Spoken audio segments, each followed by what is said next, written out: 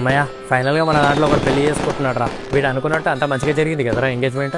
ఆరా మంచిగా జరిగింది, కానీ జస్ట్ మంచిగా జరిగింది అంతే. ఒక థ్రిల్లింగ్ మూమెంట్లో సర్ప్రైజింగ్ మూమెంట్లు ఏం లేవు.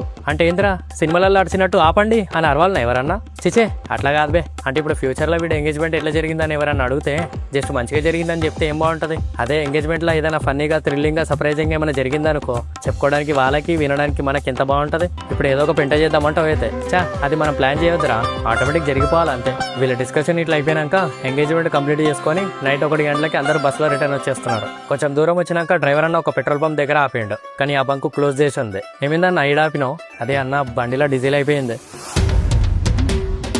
అప్పటి నుంచి చూసుకుంటూ వస్తున్న పెట్రోల్ బంక్స్ ఎక్కడ ఓపెన్ లేవు. అక్కడ వార్ వల్ల డీజిల్ పెట్రోల్ షార్టేజ్ వచ్చి ఏపీలో బంకులు క్లోజ్ చేసి పెట్టినారంట అన్న. అరే ఏందన్నా నువ్వు అట్లా మాట్లాడుతున్నావు? ముందే కొట్టించి పెట్టవచ్చు కదా. మళ్ళీ పోయేటప్పుడు ఫుల్ టైం కొట్టించినాం కదన్నా, మళ్ళీ రిటర్న్లో కొట్టిద్దాం అనుకున్నా, కానీ అన్ని క్లోజ్ ఉన్నాయి ఇక్కడ చూస్తే. ఇప్పుడు ఈ విషయం ఈ చుట్టాలకు తెలిస్తే ఊకుటరా అన్న? అందరికి పొద్దుగాల పనులు ఉన్నాయి, వేసుకుంటారా అన్న. ఇప్పుడు ముంగట మహబూబ్ నగర్ దగ్గర ఓపెన్ ఉంటాయన్న, కానీ ఇంకా 80 కిలోమీటర్లు ఉంది. మన బండి 5 కిలోమీటర్లే పోతుంది. ఈ పెట్రోల్ బంకులు పొద్దున 6 గంటల వరకు ఓపెన్ చేయరు. ఓపెన్ చేసినా డీజిల్ ఉందో లేదో తెలియదు. అయినా అప్పటివరకు ఈ రోడ్డు మీద ఏం చేయాలరా ఇప్పుడు? రే ఎక్కువ టెన్షన్ తీసుకోకు, ఇప్పుడు చేసేదేం లేదు. బస్సులో బీర్ ఉన్నాయి తెచ్చుకొని కూర్చుందాం, అందరం పెట్రోల్ బంక్ లో వండుదాం, పొద్దున పెట్రోల్ కొట్టించుకొని పోదాం. అరే మొత్తం వీడి నోటు దొల వల్లనే జరిగిందిరా ఇది. వీడేం చేసిండ్రా? ఇందాక ఎంగేజ్మెంట్ మంచిగా జరిగింది కదరా అంటే జస్ట్ మంచిగా జరిగింది మామ, కానీ చెప్పుకోవడానికి ఇంట్రెస్టింగ్ మూమెంట్ ఏం లేదు. థ్రిల్లింగ్లు సర్ప్రైజింగ్లు షాక్లు ఏమన్నా జరిగితే చెప్పుకోవడానికి ఇంకా బాగుంటది అని అన్నాడు. ఇప్పుడు ఆడు అన్నట్టే జరిగింది. ఇప్పుడు బాగుందారా నీకు చెప్పుకోనికే? లేదు మామ నేనేదో మజాక్గా అన్నా.